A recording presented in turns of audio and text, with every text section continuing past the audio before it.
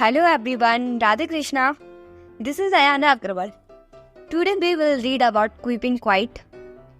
This is written by Pablo Neruda.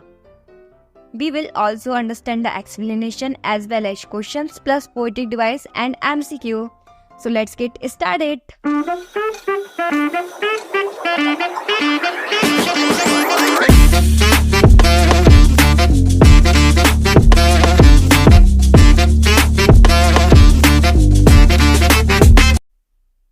Now we will read about the poet of this poem, who is Pablo Neruda.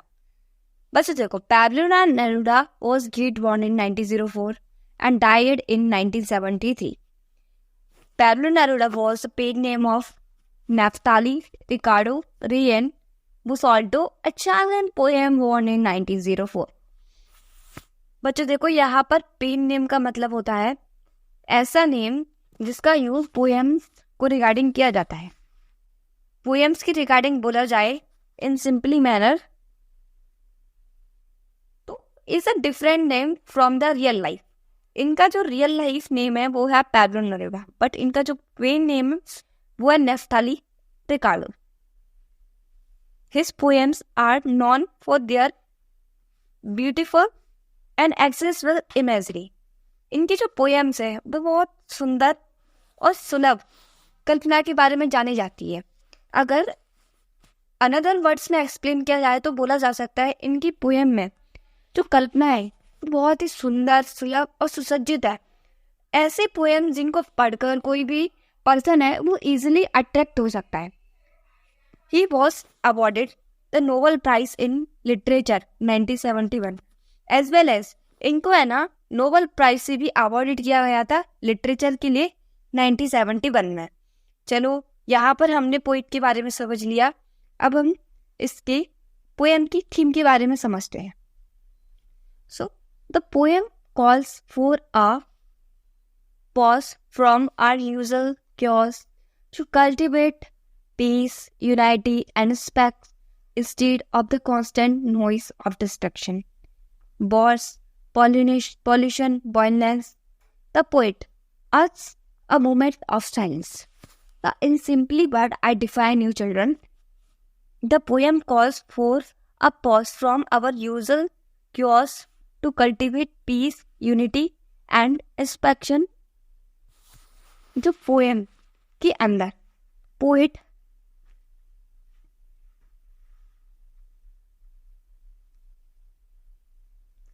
जितनी भी गड़बड़ी चल रही है, जितनी भी अशांति फैली हुई है, कहीं देखा जाए तो एकता नहीं है, कहीं भी आत्मनिरीक्षण नहीं हो रहा, कहीं भी सेल्फ रिस्पेक्ट नहीं चल रहा, तो इन सब से दूर पोएट कुछ टाइम के लिए पॉज होने के लिए बोलता है और बोलता है कि जितनी भी वॉर्स है, यानी कि जितनी भी बैटल्स है, वॉर्स है इस दुनिया में चल रहा है, जितना भी पॉल्यूशन यानी कि प्रदूषण फैल रहा है, वायलेंस हिंसा हो रही है, उस सबको रोको और कुछ मोमेंट के लिए थम जाओ, एकदम शांत हो जाओ. The poet asks a moment of silence. जो पोएट होता है वो शांत रहने के लिए प्रेशराइज करता है पीपल को, क्योंकि आज की दुनिया में व्यक्ति केवल और केवल इस भीड़ वाली दुनिया के पीछे भाग रहा है, मैटेरियलिस्टिक बल्स के पीछे. उसको इतना टाइम ही नहीं है कि वो चीज़ों को समझ सके कि मेरी लाइफ में जितनी भी प्रॉब्लम्स चल रही हैं उनको मैं थोड़ा सेल्फ रिस्पेक्ट कर सकूं, एनालाइज कर सकूं, जिससे मैं अपनी प्रॉब्लम को सॉल्व कर सकूं. तो इस सब के बारे में हमारे पोइट एक्सप्लेन करते हैं. नेक्स्ट वो बोलते हैं, this stillness allow us to look inward, to confront the greed and selfishness driving our actions by quieting the external world. We can hear the voice within the yearns for love and unity, a voice easily drowned out by the daily clamor.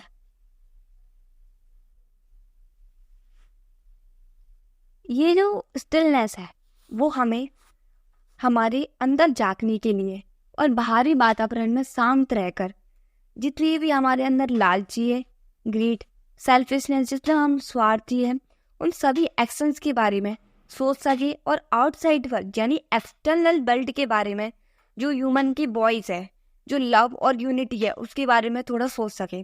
A voice easily drowned out by the daily clamor. This inspection, the poet believes, can lead to a newfound happiness, one built on understanding and connection with ourselves and world around us.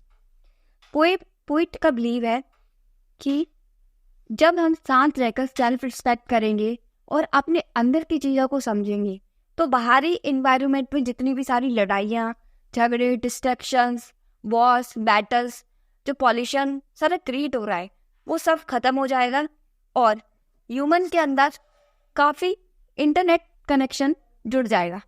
They will be interlinking with each other और हमारा जो world है वो happiness के साथ भर जाएगा. Let's start the explanation of our poem, which is Keeping Quiet. So let's start with first stanza. Now we will count to 12 and we will all keep still. 4 buns on the face of the earth. Let's not speak any language. Let's stop for 1 second and not move our arms so much.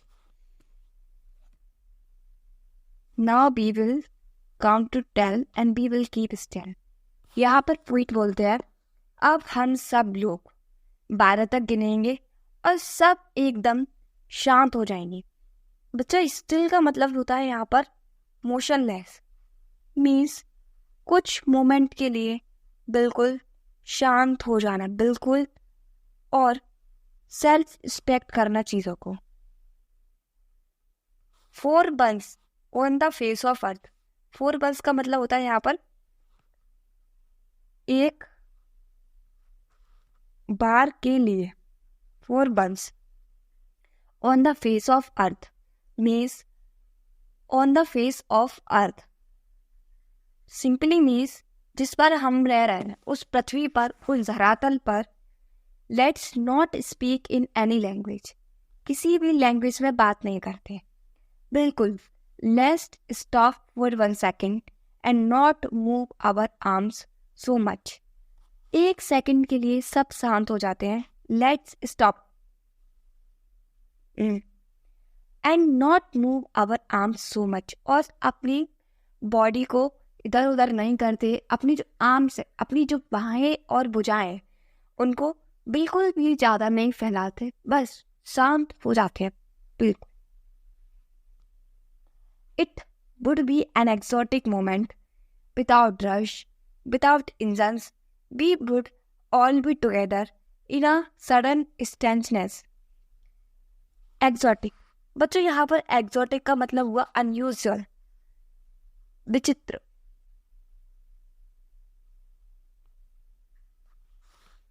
Surprising बोल सकते हैं. ये moment बहुत ज़्यादा surprising होगा जहाँ पर without rush, without engines, without rush, without engines, we would all be together in a sudden strangeness. यहाँ पर ना तो कोई जल्दी होगी ना वहाँ पर इंजन्स होंगे. इंजन्स का मतलब यहाँ पर वह मशीनरी से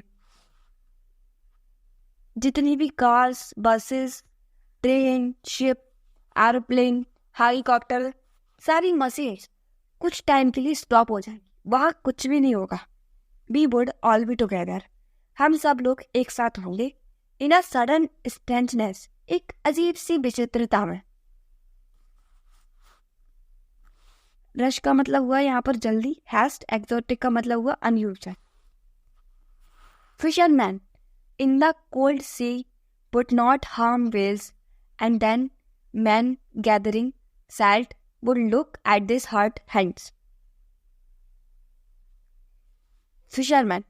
फिशरमैन का मतलब हुआ यहाँ पर मछुआरा. बच्चों आप सब लोगों ने देखा होगा एक फिशरमैन होता है वो ना, उसके पास एक बड़ा टाइप का नेट होता है. उस नेट को क्या करता है, वो कोई भी बड़ा प्लेस देखता है, या तो रिवर हुई या फिर सी हुआ या कोई बड़ा प्लेस हुआ जहाँ पे काफ़ी ज़्यादा क्वांटिटी में फिशेस और थोड़े थोड़े different kind of aquatic creature होते हैं. तो वहाँ पर वो उस नेट को पानी के अंदर डालता है और उस नेट के अंदर जितनी भी सारी मछलियाँ होती हैं समुद्र के अंदर या किसी नदी तालाब के अंदर, तो वो सारी मछलियाँ उस नेट के अंदर बंद हो जाती हैं. उनका पर्पस रहता है कि वो कितनी सारी मछलियाँ एक बार में पकड़ सकते हैं, वो बेल्स को पकड़ने का भी ट्राई करते हैं। तो इस लाइन के अंदर जो हमारे पोइट है वो हमको एक्सप्लेन करना चाहते हैं, fisherman in the cold sea would not harm whales. अगर हम सब लोग कुछ मोमेंट के लिए शांत हो जाएंगे तो जो मछुआरे हैं, जो बेल्स को नुकसान पहुंचा रहे हैं, उनको डिस्ट्रॉय कर रहे हैं, उनको पकड़कर मार रहे हैं, वो सब ये नहीं करेंगे। And the man gathering salt would look at this hurt hands. और जो मैन गैदरिंग सॉल्ट, बच्चों गैदरिंग सॉल्ट का मतलब होता है यहाँ पर नमक इकट्ठा करना। क्या होता है, आपने पढ़ा होगा साइंस की बुक में, समुद्र के टाइप में ना, समुद्र के पास में लोग नमक को गैदर करने के लिए बहुत सारे टाइप्स की छोटे छोटे क्यारियां बना देते हैं। उनके अंदर वो समुद्र की वाटर को डालते हैं, और जो समुद्र का वाटर होता है, जो स्काई में बहुत ज़्यादा सनशाइन होती है, तो सनशाइन की वजह से वाटर एब्जॉर्ब होने लगता है, और जितना भी उसमें नमक बचा रहता है अनप्योरीफाइड, उसको जो मैन होता है गैदर करता है अपने हाथों से।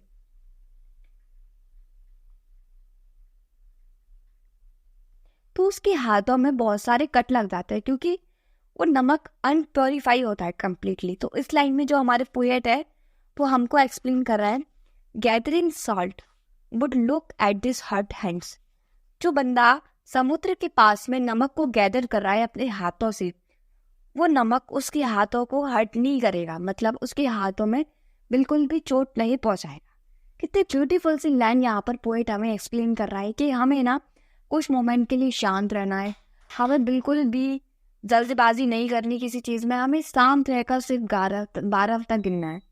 फिर हम जो गिनेंगे उसमें बहुत सारे एक्शंस होंगे, कुछ भी एक्शंस उसमें क्रिएट नहीं होगा, सारे जो एक्शंस है वो सारे स्टिलनेस के साथ होंगे।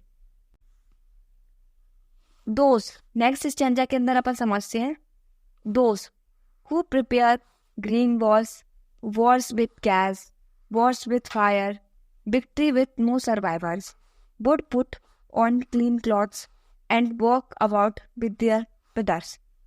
कितनी ब्यूटीफुल लाइन यहाँ पर पोइट ने एक्सप्लेन किया है, चलो समझते हैं इसको।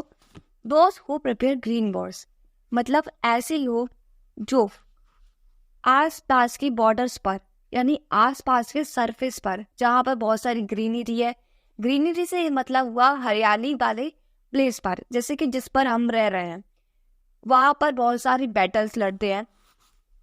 Wars with gas, wars with fire and victory with no survivor. तो जो वो सर्फेस पर बैटल्स लड़ते हैं, तो वो पहले क्या होता था, वेपन्स के साथ बैटल्स लड़ते, जितने भी उनके पास हथियार होते थे, तलवार वगैरह, उनके साथ लड़ते थे। लेकिन उसके बाद क्या हुआ, वॉर्स विथ गैस, लोगों ने गैस के साथ बैटल लड़ना स्टार्ट कर दिया। इसका बेस्ट एग्जाम्पल यहाँ पर हो सकता है हिरोशिमा और नागासाकी। एक बार का टाइम में, मतलब 6 अगस्त 1945 है, ये बहुत बेस्ट एग्जाम्पल है आप सबके लिए बच्चों, इसको ध्यान से समझना। ओके, 6 अगस्त 1945 में अमेरिका नाम की एक कंट्री थी, उसने क्या किया, जापान और हिरोशिमा, जापान के बड़े बड़े शहर थे हिरोशिमा और नागासाकी, उन पे उन्होंने बम गिरा दिए। तो जो बम थे ना, उनके अंदर बहुत सारी गैसेस थी, है ना, तो वहां पर उन्होंने जापान के जो बड़े बड़े शहर हिरोशिमा और नागासाकी थे, उन पर बम फेंक दिया। उन बम में काफी सारी जहरीली गैसेस थी। उन जहरीली गैसेस की वजह से जापान के तो सबसे बड़े बड़े शहर हिरोशिमा और नागासाकी ऑन द स्पॉट खत्म हो गए। वहां पर जितनी भी पॉपुलेशन थी वो सब खत्म हो गई, पूरी की पूरी बिल्डिंग, सब कुछ था, सब कुछ खत्म हो गया। वहां पर आज भी जब बच्चे पैदा होते हैं ना, तो वो सब विकलांग पैदा होते हैं, वो किसी ना किसी रोग से पीड़ित होते हैं। तो ये है गैस का इफेक्ट्स।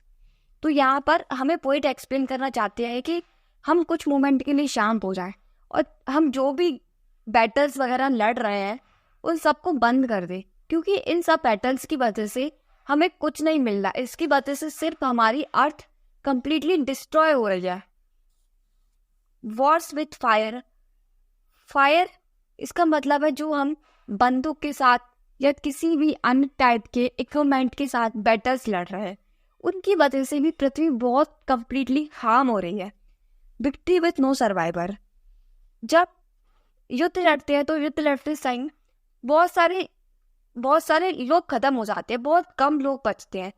तो यहाँ पर पोइट एक्सप्लेन कर रहे हैं कि हम ऐसी विक्ट्री का क्या करेंगे जहाँ पर कोई बचेगा ही नहीं। Victory with no survivors would put on clean clothes and walk about with their brothers. हम सब लोग सफ़ेद कपड़े पहनेंगे, प्लान कपड़े, क्लीन कपड़े, क्योंकि जब कोई डेथ हो जाएगी किसी इंसान की तो कुछ ही लोग जिंदा रहेंगे, तो वो अपने भाइयों के साथ चलेंगे। चलने का मतलब है उनकी चिता को अग्नि देंगे, क्योंकि जब कोई बचेगा ही नहीं तो वो इस सब का क्या करेंगे। तो यहाँ पर पोइट इन सब लाइन से एक्सप्लेन करना चाह रहा है कि जितनी भी सारी बैटल्स, जितनी भी सारी लड़ाइयाँ, युद्ध वगैरह हो रहा है, उन सबको रोक दो और कुछ समय के लिए, कुछ मोमेंट के लिए बिल्कुल थम जाओ। In the shed, doing nothing, what I want should not be confused with total inactivity. छाया, शेड, शेड का मतलब होता है यहाँ पर छाया। आपने देखा होगा जब हम किसी पेड़ के नीचे बैठे होते हैं और वहां पर कहीं धूप आ रही होती है, तो जो पेड़ की ब्रांचेस होती है हमें उससे प्रोटेक्ट करती है। तो बोलता है वो उसने shade, doing nothing, what I want should not be confuse with total inactivity. छाया में बैठी हुई, कुछ ना करती हुई, I want should not be confused, मैं इसके साथ कंफ्यूज नहीं होना चाहता विद टोटल इनएक्टिविटी, निष्क्रिया के साथ। Life is what it is about, I want no truck with that, if we were no single minded about keeping our life moving. जिंदगी वो नहीं जो हम चाहते हैं। I want no truck with that, यहाँ पर नो टच का मतलब होता है किसी भी चीज से संबंध होना या उसका रिलेट करना। तो यहाँ पर पोइट बोलते हैं I have no touch with death, मेरा डेथ के साथ कोई संबंध नहीं है, मेरा मृत्यु के साथ कोई संबंध नहीं है। If we were no single minded, यदि हम इतने एक चित नहीं होंगे, एक चित माने conscious about your dream, about keeping our life moving, हमारे जीवन को गतिमान बनाए रखने के लिए। And for one could do nothing, perhaps a use silence might interrupt the sadness of never understanding ourselves. यहाँ वो फिर से बोलते हैं कि एक समय के लिए, एक बार के लिए, एक क्षण के लिए, एक मोमेंट के लिए शांत हो जाओ और कुछ भी मत करो। Perhaps का मतलब हुआ यहाँ पर शायद या मे बी। यूज साइलेंस, आपकी जो बड़ी चुप्पी है might interrupt the sadness of never understanding our selves. Interrupt का मतलब हुआ यहाँ पर ब्रेक, तोड़ना किसी चीज को। तो जो हमारी बड़ी चुप्पी है ना, सैडनेस का मतलब होता है दुख, of never understanding our selves, हमें कभी न समझने की, स्वयं को कभी न समझने की हमारी जो चुप्पी है उसको तोड़ सकती है हमेशा हमेशा के लिए। लाइफ में क्या होता है, हमारे पास सब चीज के लिए टाइम होता है, बट खुद को समझने का कभी टाइम नहीं होता, क्योंकि अपन लोग इस मैटेरियलिस्टिक वर्ल्ड में उलझे हुए हैं। हमें समझ ही नहीं है कि हम जो कर रहे हैं, हमारे एक्शंस हैं वो अच्छे हैं या बुरे, हमें समझ ही नहीं आ रहा कुछ। हम बस जितनी भी भोग विलासिता की वस्तु है ना, उन सब के पीछे भाग रहे हैं, हमें अपनी लाइफ का पर्पस ही नहीं पता। मैं आपको इसको समझाती हूँ एक बेटर एग्जाम्पल के साथ। आपने कभी देखा एक चूहे को, एक चूहेदानी होती है और एक चूहा होता है, तो उस चूहेदानी के अंदर थोड़ा सा चारा डला रहता है या कुछ खाने को, तो वो चूहा उस चारे के पीछे उसमें गोल गोल घूमता रहता है, भागता रहता है। उसका मेन पर्पस वहां पे खाना खाने का होता है। इसी प्रकार ना ह्यूमन है, इसी टाइप से ह्यूमन है, उसको अपनी लाइफ का पर्पस पता ही नहीं है, वो तो सिर्फ भोग विलासिता की वस्तुओं के पीछे भाग रहा है। बोला जाए तो आज मुझे गाड़ी चाहिए, इस गाड़ी से मन भरा तो मुझे आज थार चाहिए, नहीं थार से मेरा मन भरा तो मुझे आज फरारी चाहिए। मतलब अपना रियल पर्पस भूलकर सिर्फ भोग विलासिता की वस्तुओं के पीछे पड़ा है। तो यहाँ पर हमारे पोइट एक्सप्लेन करते हैं कि इन सब भोग विलासिता की वस्तुओं को छोड़कर कुछ समय के लिए शांत हो जाओ, थम जाओ, ठहर जाओ और अपने आप को एनालाइज करो कि आप जो कर रहे हो वो ठीक है या नहीं है, आप जो कर रहे हो वो किसके लिए कर रहे हो। जब आपको अपना पर्पस ही नहीं पता लाइफ का, नेक्स्ट स्टेंजा में समझते हैं, end of threatening our self with death. बच्चों यहाँ पर थ्रेटनिंग का मतलब हुआ धमकी, डर, किसी चीज से भय। मन को सबसे ज्यादा भय अपनी लाइफ से होता है, उसको हर मोमेंट पे लगा रहता है मेरी मृत्यु तो नहीं हो जाएगी, मैं मर तो नहीं जाऊंगा। क्यों उसको डर लगा रहता है? कभी ह्यूमन ये क्यों नहीं सोचता कि मैं आज अपने प्रेजेंट मोमेंट को जी रहा हूं तो मैं इसको बेटर जीऊं। मैं ये नहीं सोचूं कि कल मेरी मृत्यु होगी या नहीं होगी। तो ये क्यों नहीं सोचता कि जिस दिन मेरी डेथ हो मैं उस दिन कंटेनमेंट के साथ, सेटिस्फेक्शन के साथ मर सकूं। ये क्यों कि मेरी मृत्यु हो जाएगी, मुझे ये चाहिए था, मुझे वो चाहिए था, मैं ये नहीं कर पाया। इन सब को छोड़कर हमारे पोएट हमें एक्सप्लेन करते हैं कि हमें ना डेथ से नहीं डरना। डेथ को साइड में रखो और अपने आप को इंस्पेक्ट करो कि मेरा पर्पस क्या है लाइफ में, मैं ये कर रहा हूँ तो क्यों कर रहा हूँ, कैसे कर रहा हूँ, किसके लिए कर रहा हूँ, इसके पीछे क्या रीजन है। इन सब के बारे में सोचो। ये सारी चीजें आपको अपनी मंजिल तक पहुंचाने में हेल्प करेंगे। परहैप्स, नेक्स्ट लाइन में लिखा है परहैप्स। परहैप्स का मतलब होता है यहाँ पर शायद, शायद या may be. The earth can teach us as when everything seems dead and let us positive alive.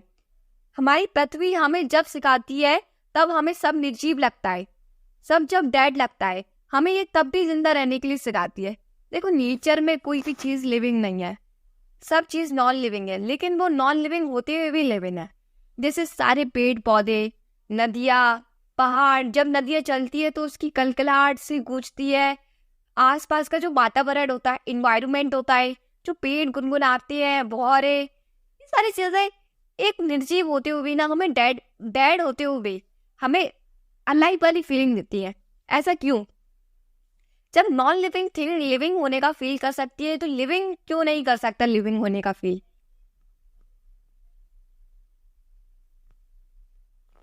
Now I will count up to 12 and you keep quiet, I will go. यहाँ पर हमारे पोइट फिर से बोलते हैं अब मैं 12 तक गिनूंगा, एंड यू कीप क्वाइट, और आप शांत रहना, मैं चला जाऊंगा। मैं चले जाऊंगा इसका मतलब है यहाँ पर क्लैरिफाई कर रहे हैं वो शांति, क्वाइटनेस। जब आप शांत होते हो ना तो आप खुद को 100 टाइम बेटर समझते हो अकॉर्डिंग टू साइकोलॉजी। तो अगर आपको अपनी प्रॉब्लम्स का सॉल्यूशन चाहिए, यहाँ पर हमारे पोइट एक्सप्लेन करते हैं if you need the solution of your problem then you have to be quiet, you have to be quiet. तो यहीं पर हमारी पोएम खत्म होती है। चलो आइए समझते हैं इस पोएम की समरी के बारे में। इस पोएम में हमारा पोइट हमको सिर्फ एक ही चीज एक्सप्लेन करता है, कुछ समय के लिए थम जाओ, रुक जाओ, शांत हो जाओ, स्टिल हो जाओ, दुनिया में जो भी चल रहा है सबको भूल जाओ और अपने बारे में सोचो कि आप जो कर रहे हो वो सही है, आप जो कर रहे हो वो किसके लिए कर रहे हो, what is your purpose, what is your meaning. तो चलो पढ़ते हैं समरी को। The poet tells us the importance and impact of silence and self inspection and how this can help in making this world a better place. इस poem में poet हमें बताता है शांत रहने का महत्व, आत्मनिरीक्षण का महत्व। ये सारी चीजें हमें इस सोसाइटी में, इस वर्ल्ड में एक बेटर प्लेस कैसे दे सकती है, कैसे हमें ये बेटर बना सकती है। The poet asks the human being to suspend all the activities and be motionless for some times and exam their self. हमारा पोएट बोलता है इस दुनिया में जितने भी ह्यूमन है सब लोग एक सेकंड के लिए शांत हो जाओ, जितनी भी मोशनलेस, जितनी भी टोटल एक्टिविटीज चल रही हैं उन सबको इनएक्टिव कर दो, निष्क्रिय कर दो कुछ समय के लिए, और अपने बारे में सोचना और विचारना चालू कर दो। Silently respecting will give the individual a strength feeling of unity and strength. जो आपका शांत आत्मनिरीक्षण होगा वो आपको व्यक्तिगत एक अजीब सी फीलिंग देगा, एक अजीब सी इंटीमेट फीलिंग देगा अंदर से। आपको ये एकता महसूस कराएगा कि हम सबके साथ कैसे रह सकते हैं, with togetherness. The poet feels contentment while imagining the change that will take place in those moments. Poet यहाँ पर एक्सप्लेन करते हैं वो अपने आप को जब संतोष फील करते हैं जब वो अपनी कल्पनाओं में लोगों को बदलते हुए देखता है, लोगों को कुछ एक बेटर प्लेस देते हैं, people will experience a life that are free of intimacy and hearted. जब लोग नफरत करने की भावना को छोड़कर एक दूसरे के लिए लव, केयरिंग, शेयरिंग वाली फीलिंग इंटीमेट करेंगे, द पोइट का पर्पस पूरा होगा। There will be peace everything. हर जगह शांति होनी चाहिए, हर जगह हर इंसान के लिए जगह होनी चाहिए दिलों में। आजकल लोगों को दिखाने का बहुत शौक हो गया है। It's the reality. हर जगह आप देखोगे शॉप चलता है, show up show up show up. Everybody wants to show up, but why it is so? तो शो अप वाली दुनिया को छोड़कर जरा थोड़ा लविंग और केयरिंग वाले वर्ल्ड की और इंटीमेट किया जाए। It's the main purpose of poet. ये पोइट ने हमें पोएम में एक ही चीज के बारे में एक्सप्लेन किया है, आत्मनिरीक्षण करो, स्वयं को समझो और दूसरों को समझाने में हेल्प करो। जितनी भी लड़ाई झगड़े जो सब चल रहा है वो सब कुछ छोड़कर रियलिटी वास्तविकता जानने का ट्राई करो। Man is always progressive he should. एक आदमी को हमेशा अपनी लाइफ में, it doesn't matter it is male whether और female, he should be always active, he should be always aware about the things। उसको हमेशा चीज़ों की सही समझ होनी चाहिए कि हाँ, जो भी चल रहा है, मैं जो डिसीजंस ले रहा हूँ अपनी लाइफ में वो बेटर है या नहीं है।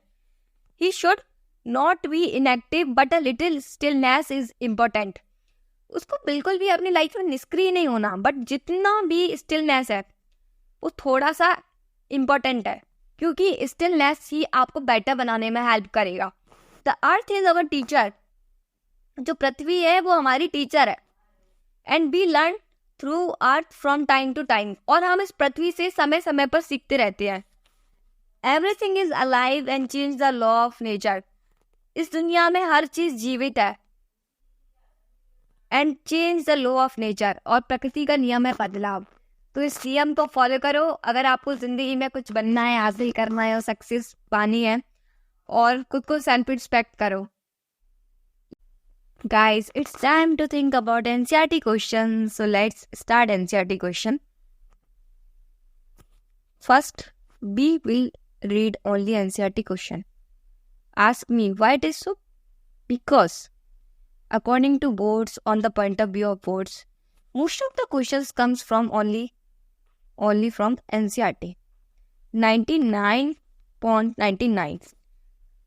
In simply manner, if I explain you, in 99% cases, questions comes from only NCERT. मतलब अगर बोर्ड के पॉइंट ऑफ व्यू से समझाया जाए ना, तो 99% केसेस के रिगार्डिंग जितने भी क्वेश्चंस होते हैं वो सिर्फ और सिर्फ NCERT से आते हैं। तो हमारे लिए सबसे जो इम्पोर्टेंट पॉइंट होता है सारे NCERT क्वेश्चंस को रीड करना, उनको समझना अकॉर्डिंग टू दैट कि वो क्या पूछ रहे हैं। तो चलो आइए जानते हैं पहले क्वेश्चन के बारे में। What dwell and keeping still help us achieve। यहाँ पर जो पोइट है वो हमें बार बार में पोएम के अंदर एक ही चीज बोल रहे हैं कि सिर्फ भारत गुनो और शांत रहो, मोशनलेस हो जाओ। तो यहाँ पर क्वेश्चन अपन से पूछ रहा है counting up to 12 and keeping still help us achieve. मतलब जब हम 12 तक गिनेंगे और शांत रहेंगे तो हमें क्या अचीव होगा, क्या प्राप्त होगा। चलो समझते हैं क्वेश्चन को। Counting up to 12 and keeping still will help us to reach an understanding with each other and to respect। 12 तक गिनने पर हमें समझ आएगा एक दूसरे के बारे में और हम आत्मनिरीक्षण भी कर सकते हैं। मीन्स हम खुद को एनालाइज कर सकते हैं कि क्या चीज़ सही है, क्या चीज़ गलत है। We will be able to realize that real impact of our selfish actions on each other। मतलब हम अपने उन स्वार्थी एक्शंस को समझ सकते हैं जो हम एक दूसरे पर डाल रहे हैं, उससे एक दूसरे पर क्या इफेक्ट पड़ रहा है। Finally on the entire humanity. और हम रियल ह्यूमैनिटी के बारे में समझ सकते हैं। We never realise that our own activities are taking us towards our own end. हम ये चीज़ कभी भी नहीं समझते, कभी भी रियलाइज नहीं करते कि जो हमारे खुद के एक्शंस है ना वो हमें और हमारे साथ साथ दूसरों के लिए क्या हार्म कर रहे हैं, इनका पर्पस क्या है, ये एंड तक कहाँ जा रहे हैं. So poet wants us to think on our self in order to achieve peace and harmony. तो जो पोइट रहता है वो हमें बोलता है कि अपने बारे में सोचो, आप जो भी कर रहे हो वो सही है या नहीं, और ऐसे करो जिससे आपको स्वयं को और दूसरों को शांति और खुशियाँ महसूस हो. ऐसा नहीं है कि जिससे वर्ल्ड डिस्ट्रक्ट हो जाए, पूरा डिस्ट्रॉय हो जाए. वही करो जिससे आपको और आपके साथ साथ किसी और को नुकसान ना पहुंचे. नेक्स्ट क्वेश्चन समझते हैं. Do you think the poet advocates total inactivity and death. मतलब इसके अंदर पूछा जा रहा है कि वास्तविकता में या अच्छा रियलिटी में पोइट है वो टोटल इनएक्टिविटी से डेथ के बारे में बात कर रहा है. तो नो, जैसा कि अपन ने पोएम में समझा था कि उसकी टोटल इनएक्टिविटी का मतलब है जो हार्मफुल और हॉस्टाइल ह्यूमन एक्टिविटी है उसको, जो हार्मफुल और हॉस्टाइल ह्यूमन एक्टिविटी है उसको स्टॉप कर सके, और जो भी डिस्ट्रक्शन हो रहा है, डिस्ट्रॉय हो रहा है, उस सबको रोक सके. तो समझते हैं चलो क्वेश्चंस को. नो. अच्छा, मैं आपको एक चीज समझाती हूँ यहाँ पर. पहले क्वेश्चन समझाने से पहले, जब किसी क्वेश्चन में पूछा जाता है ना, do you think the poet advocates total inactivity and death, यहाँ पर ये पूछा जा रहा है बेसिकली अगर किसी क्वेश्चन में अगर क्वेश्चन मार्क लगा हो, इससे रिलेटेड ही अगर कोई दूसरा क्वेश्चन आ जाए तो आप उस क्वेश्चन को एग्जाम के अंदर कैसे लिखोगे. तो आपको उसका आंसर पता होना चाहिए, क्योंकि जैसा कोई भी क्वेश्चन पोएम से आउट नहीं जाता, एनसीईआरटी से आउट नहीं जाता. तो आपने पोएम बहुत अच्छे से पढ़ी है ना, तो उसमें जो भी क्वेश्चन होगा वो नो या यस दो वर्ड्स के अंदर होगा. तो पहले आपको ये देखना है कि इसका पॉजिटिव आंसर है या नेगेटिव आंसर है ना. तो उसके बाद आप उस क्वेश्चन का एप्रोप्रिएट आंसर देख सकते हो. तो यहाँ पर नो है, क्योंकि वो पोइट उसके डेथ के बारे में बात ही नहीं कर रहा होता. उसका मेन पर्पस तो होता है हार्मनी और पीस क्रिएट करना, कि वो कैसे कर सकते हैं. तो no, the poet does not advocate total inactivity and death. मतलब ना तो पोइट टोटल इनएक्टिविटी के बारे में बात करता है, ना ही वो डेथ के बारे में बात करता है. He says life goes on. वो कहता है जिंदगी हमेशा चलती रहती है. No activity stops. कोई भी एक्टिविटी कब देखो और आप इस जल्दी में क्यों हो उसके बारे में समझो. We should give some time to know our self and see the consciousness of our activity. हमें स्वयं को यानी खुद को, सेल्फ को कुछ टाइम देना चाहिए सोचने के लिए कि जो हमारी चेतना है, अचेतना है, वो चेत है या नहीं है. The power of our consciousness. The post wants human being not to undergo wars and damage and environment. जो हम सब सोच रहे हैं, हमारे जो थॉट है, उससे है ना हमें इन्वायरमेंट को और दूसरे पर्सन को बिल्कुल भी डैमेज नहीं करना है, बिल्कुल भी पॉल्यूटेड नहीं करना. इसका सिंपली मीनिंग यहाँ पर निकलता है कि पोएट ना तो टोटल इनएक्टिविटी की बात कर रहा है, ना ही वो डेथ की बात कर रहा है. उसका सिंपल मीनिंग तो यहाँ पर ये है कि वो जितनी भी हॉस्टाइल हार्मफुल ह्यूमन एक्टिविटी है उस सबको रोक सके और थोड़ा हार्मनी और पीस क्रिएट कर सके बेटर लाइफ के लिए. अगले क्वेश्चन को समझते हैं. What is the sadness that the poet refers to in the poem. मतलब ऐसा क्या दुख था जिसके बारे में पोएट पोएम के अंदर डिफाइन कर रहा है. तो पढ़ते हैं. According to the poet we are in the hurry of achieving various things in our life. According to poet मतलब पोइट के अनुसार. अकॉर्डिंग का मतलब होता है के अनुसार, के अनुसार, है ना. तो बी आर इन द हरी, हरी का मतलब होता है जल्दी, हैस्ट या रस भी बोल सकते हैं. Achieving various things in our life मतलब हम लोग है ना अपनी लाइफ में बहुत कुछ अचीव करने के लिए जल्दी है. हमको हमेशा ये लगता है कि हमें ये मिल जाए, वो मिल जाए, मतलब भीड़ वाली दुनिया के पीछे भाग रहा है. This rush sometimes proves dangerous for us. ये जल्दबाजी है ना कभी कभी इंसान के लिए खतरा बन जाती है. It's a part of danger. Our own actions create sadness. हमारे जो खुद के कर्म है ना वो हमारे लिए कभी कभी दुख का कारण बनते हैं. It's fact. हर इंसान अपनी लाइफ में ऐसी ना ऐसी कोई ना कोई गलती करता है जिससे वहाँ स्वयं दुख का भागीदार बनता है. There are two cause of human sadness. यहाँ पर पोइट बोलता है ह्यूमन सैडनेस के मेनली 2 रीजन है। ऐसे तो काफी सारे रीजन है, बट मेन 2 रीजन है। First is we never understand ourselves and second is fear from death. पहला तो हम कभी नहीं समझते और दूसरा हमें मृत्यु से भय लगता है। Since we have no time to think we land ourselves in problem. क्योंकि हमारे पास, सिंस का मतलब हुआ यहाँ पर क्योंकि या बिकॉज के सेंस में, हमारे पास खुद को समझने के लिए, खुद की परेशानियों को समझने के लिए टाइम ही नहीं है। बस हम तो खुद को प्रॉब्लम्स में डाले ही जा रहे हैं। तो यही रीजन है ह्यूमन सैडनेस का। नेक्स्ट क्वेश्चन की तरफ बढ़ते हैं। What symbol from nature does the poet invoke they to say that there can be life under apparent stillness. ऐसे क्या प्रतीक है जिनकी वजह से लगता है कि जब सब कुछ डेड है फिर भी पृथ्वी सबको अलाइव दिखा रही है। चलो समझते हैं। Without nature it is impossible to live even a single moment. प्रकृति के बिना इस दुनिया में कोई भी मोमेंट जीना असंभव है। The poet takes an example of earth to prove that here that can be life under apparent stillness। जो पोएट होता है, जो कवि होता है, वो स्वयं अर्थ यानी कि पृथ्वी का उदाहरण लेता है इस चीज को समझाने के लिए कि जब सब कुछ डेड अपीयरेंट होता है उस टाइम पे भी पृथ्वी सबको अलाइव प्रेजेंट करती है। This earth never gets inactive. इस दुनिया में सब कुछ इनएक्टिव हो सकता है लेकिन ये पृथ्वी कभी इनएक्टिव नहीं हो सकती। It works silently and maintains the balance in nature. ये शांत तरीके से काम करती रहती है और जो हमारा इकोसिस्टम है, इन्वायरमेंट का जो इकोसिस्टम है, उसमें से हुआ फूड चेन, जिसको अपन खाद्य जाल या खाद्य श्रृंखला कहते हैं, उसको ये बैलेंस कर रही है साइलेंटली, बिना किसी आवाज के। The poet wants to convey that we should stay calm and be productive and useful like that. Poet हमें यहाँ पर समझाना चाह रहा है कि हमें हर चीज में शांत रहना चाहिए। आजकल क्या होता है, आजकल की यूथ जनरेशन है ना, छोटी छोटी चीजों पे हाइपर होने लगती है तुरंत। किसी ने कुछ बोला नहीं, तुरंत हाइपर हो गए, चाहे आप हो चाहे मैं हूँ, तुरंत छोटी चीजों पे गुस्सा निकालना, पेरेंट्स को कुछ भी बोल देना, गुस्से में आके कुछ भी कर देना। बहुत सारे बच्चे सुसाइड कर लेते हैं गुस्से में आके। बट ऐसा क्यों? थोड़ा अपन क्यों नहीं सोचते कि अब जो अपनी एक्शंस हैं उनका आउटकम क्या आ सकता है।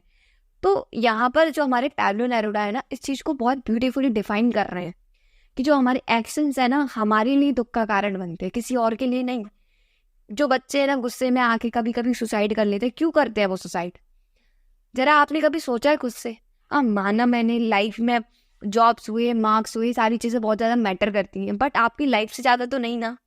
तो मैं ऐसे सब बच्चों को समझाना चाह रही हूँ कि please don't take such kind of actions in your life. It doesn't matter how much angry you are. Next question समझते हैं। Central idea of keeping quiet. The poet discussed the need of maintaining peace.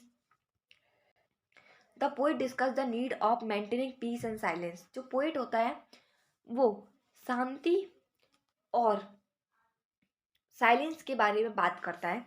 He says it's very important to stop and respect ourselves. वो कहता है रुकना बहुत जरूरी है, but inactive रूप से नहीं, शांत रूप से, यानी कि कुछ समय के लिए थम जाओ, शांत हो जाओ। During these few moments of silence, उन कुछ पलों के अंदर all human beings would be one and in harmony with each other and nature.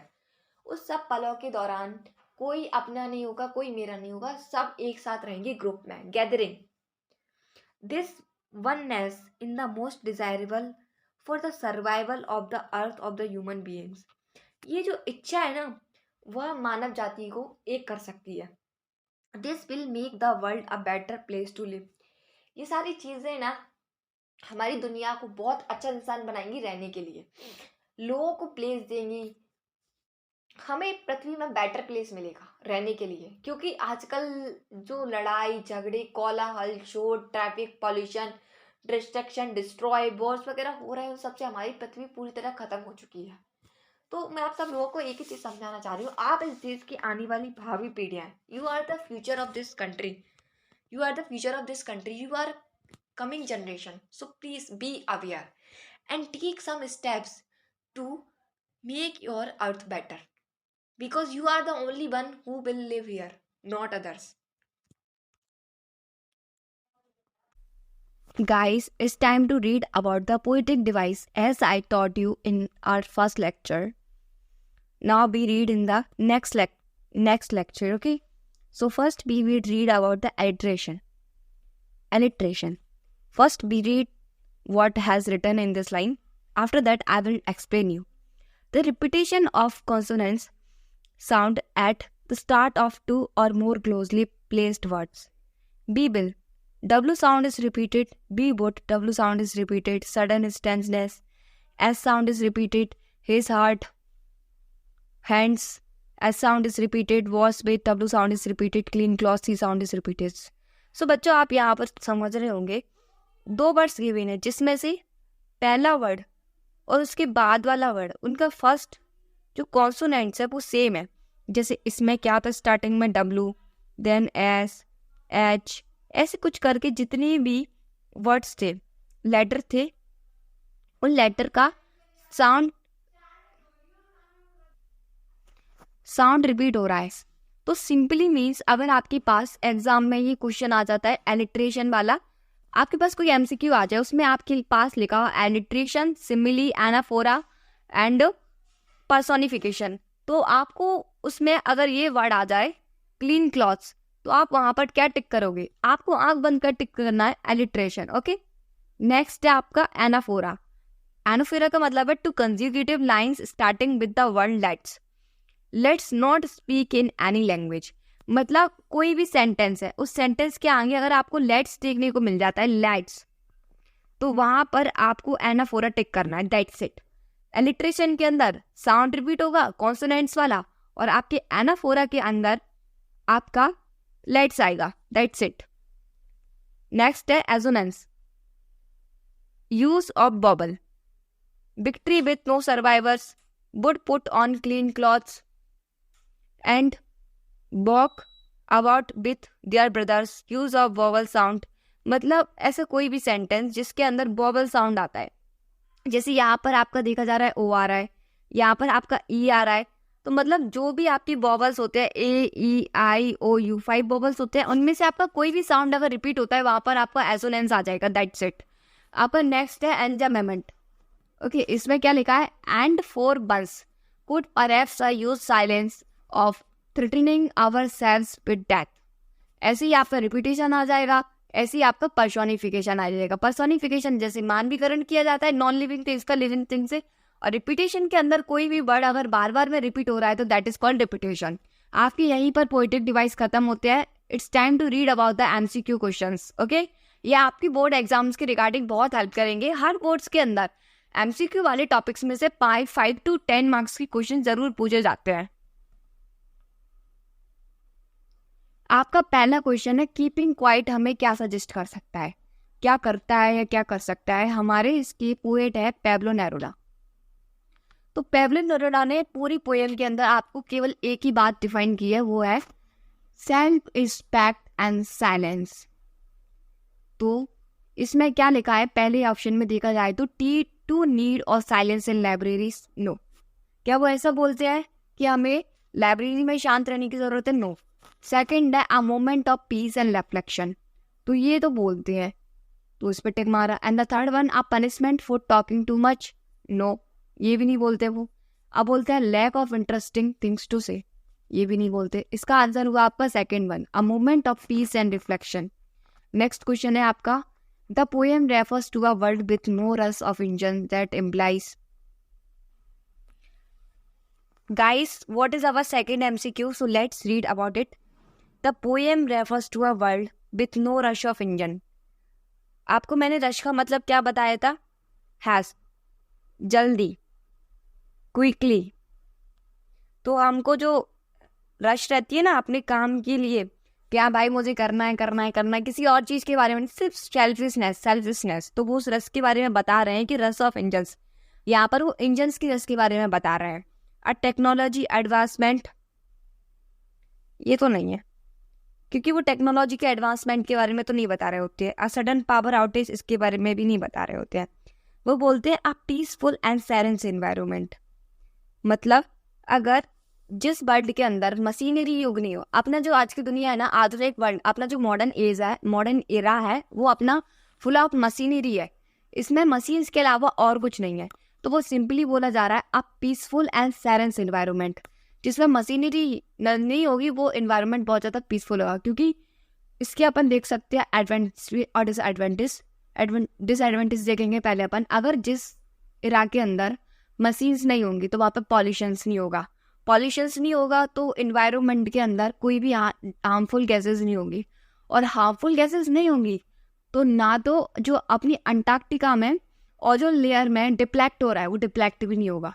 तो बहुत सारे इससे हमको बेनिफिट मिलेंगे। सो दैट्स वाई जो पोइट होता है वो बोलता है कि नो रश ऑफ इंजन्स, मतलब मशीनरी युग को खत्म कर दो, बिल्कुल शांत कर दो कुछ सेकंड्स के लिए। नेक्स्ट अपना क्वेश्चन है what does the poet want everyone to do for second. जो पोइट होता है वो सबको एक सेकंड रुकने के लिए क्या क्यों बोलता है और क्या उससे होता है? Speak loudly and clearly, no, ये कभी नहीं बोलता वो। ये बोलता है count along with him, no. ये बोलता है शेयर द डीपेस्ट थॉट्स, अपनी गहरी सोचों को शेयर करो, कभी नहीं बोलता। वो बोलता है remain completely silent, still and silent, मतलब कुछ समय के लिए एकदम शांत, स्थिर और मोशनलेस हो जाओ। नेक्स्ट क्वेश्चन है अपना what according to the poem can the art teachers. हमारी जो पोएम है वो हमें क्या सिखा सकती है? हमारी पोएम के अकॉर्डिंग जो हमारी अर्थ है वो हमें क्या सिखा सकती है?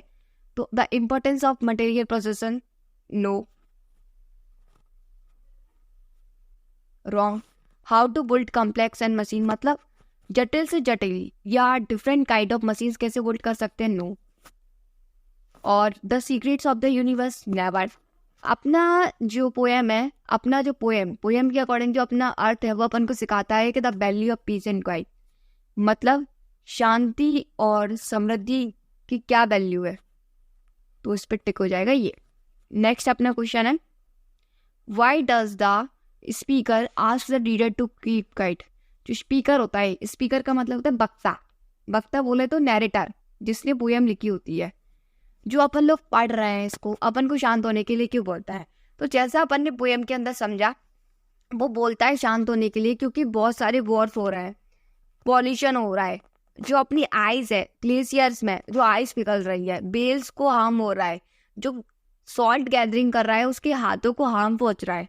तो इसलिए जो अपना स्पीकर होता है वो बोलता है कि कुछ समय के लिए शांत हो जा, जो जितनी भी दुनिया में डिस्ट्रक्शन हो रहा है, डिस्ट्रॉय हो रहा है, वो सब कुछ मोमेंट के लिए रुक जाएगा। तो बोलते दिखते हैं इसमें से to listen a beauty and melody, no.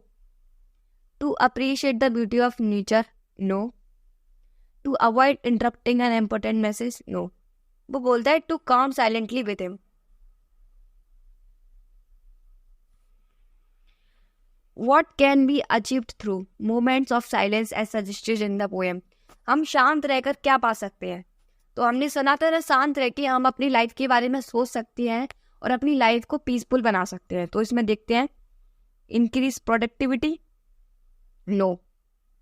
A deeper understanding of the world,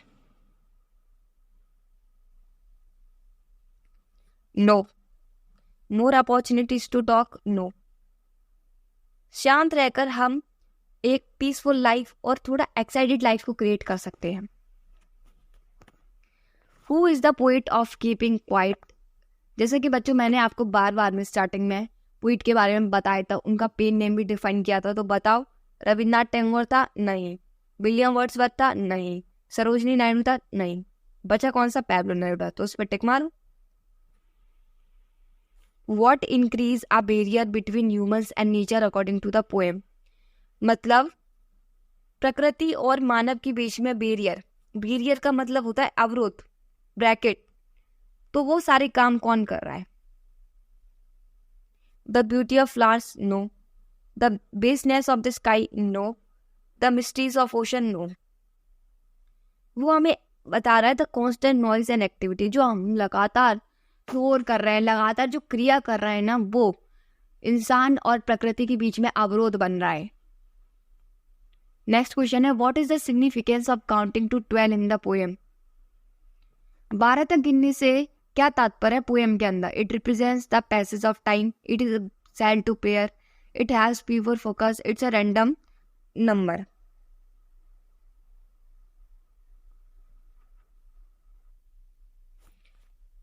What is the significance of counting to 12 in the poem? It represents a passage of time? No. It is a cell to player? No. It's random number? No. It has people focus. Next है the poem keeping quiet promotes the value of. जो keeping quiet है वो हमें किस चीज़ का lesson दे रहा है, किस चीज़ की वैल्यू के बारे में एक्सप्लेन कर रहा है. तो competition and achievement? No. Material wealth and positions? No. Constant activity and busyness? लगातार काम करते रहो, बिजी रहो? No. Peace, reflection and connection with nature?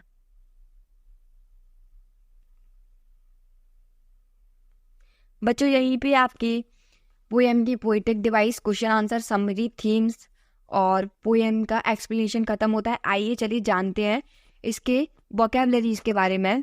तो फर्स्ट, जैसा कि मैंने आपको चैप्टर के अंदर भी समझाया था, स्टिल. स्टिल का मतलब होता है मोशनलेस, शांत. एक्सोटिक का मतलब होता है आपका सरप्राइजिंग, का मतलब होता है आपका सरप्राइजिंग. हैस्टिंग का मतलब होता है रश, जल्दबाजी.